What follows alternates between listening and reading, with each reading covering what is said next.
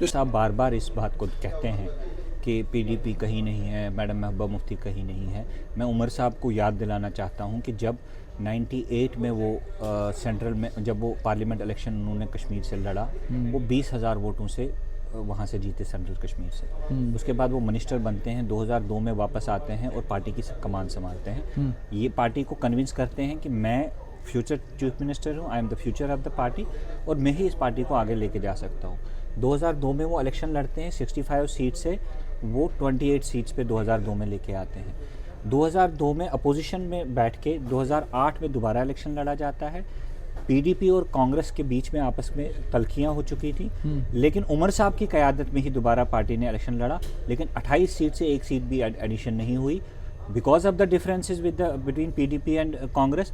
एक by default वो chief minister बनते हैं और चीफ मिनिस्टर बनने के बाद 2014 तक वो सरकार संभालते हैं और 2014 में उनकी ही कमान में दोबारा से नेशनल कॉन्फ्रेंस इलेक्शन लड़ती है और 28 से 14 सीटें उनको मिलती है।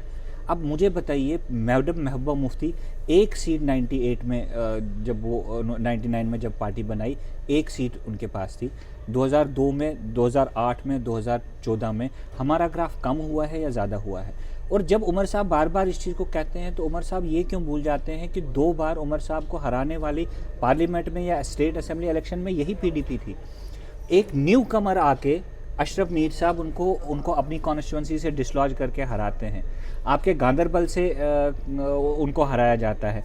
पिछली बार 2014 में बीरवा में कुछ 100 वोटों से वो जीतते हैं, तो वो यही पीपल्स डेमोक्रेटिक पार्टी थी। तो आप अंडर एस्टिमेट जब पीपल्स डेमोक्रेटिक पार्टी को करते हैं तो ये आपकी भूल है। भारतीय जनता पार्टी ने पूरा स्टेट एस्टेब्लिशमेंट लगाया इस पीपल्स डेमोक्रेटिक पार्टी को दफन करने में, लेकिन जितना इसको दफन किया गया उतनी ये उभरी, क्योंकि हमारी सियासत ईमानदारी, दयानतदारी और एक विजन पर मबनी है। लेकिन दूसरी बात जो आपने कहा कि उमर साहब या नेशनल कॉन्फ्रेंस जो है वो बार बार कटाश कर रहे हैं, तो हम उसका जवाब क्यों नहीं दे रहे? हमारा जवाब न देने का सिर्फ बेसिक पर्पज़ यही है कि हमने पीएजीडी बनाया लोगों के इंटरेस्ट के लिए बनाया। अगर हम कल इलेक्शन भी लड़ते हैं जुनैद साहब, तो उसका वाहिद मकसद यही होगा कि पार्लियामेंट में आप एक ऐसी आवाज़ को भेजें जो न सिर्फ जम्मू कश्मीर के लोगों को रिप्रेजेंट कर पाए, बल्कि गुजरात के मुसलमानों, यूपी के दलित, बिहार के दलित, पिछड़े हुए जातियों की बात अगर करने वाला इस मुल्क में आज भी कोई है, वो मैडम महबूबा मुफ्ती है। यहाँ पे आपने पिछले 5 सालों में नेशनल कॉन्फ्रेंस के पास 3 सीटें थी, आपने 3 मेंबर पार्लियामेंट भेजे और एक क्रूशल टाइम में 2019 की बात उमर साहब बार बार करते हैं, तीसरे नंबर की जमात आई।